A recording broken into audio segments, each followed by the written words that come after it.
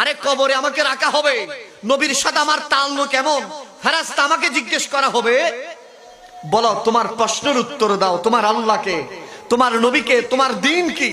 ইমানদার বলে যে প্রশ্ন করবে ফেরেশতা, উত্তর আমার দিতে হবে না, নবী মুস্তাফা উত্তর দিয়ে দিবেন। নিজেকে এইভাবে যোগ্য করে কবরে যান, নিজেকে এইভাবে যোগ্য করে কবরে যান। যেই যোগ্য করে কবরে গিয়েছেন শাহিন শাহ সিকুট, যে যোগ্য করে কবরে গিয়েছেন মুহসিন আউলিয়া, যে যোগ্য করে কবরে গিয়েছেন হযরতে আলী রাজা কানুশা, ঠিক কিনা বলেন? যেই যোগ্য করে কবরে গিয়েছেন গাউসুল আজম মাইক ভান্ডারী, ঠিক কিনা বলেন? যেই যোগ্য করে কবরে গিয়েছেন পীরানা পিল্লা সানি গৌসবাগ গরিব নওয়াজ, ঠিক কিনা বলেন?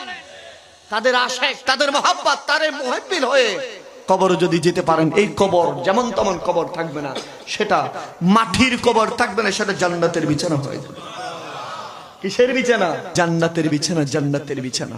সুবহানাল্লাহ বলেন।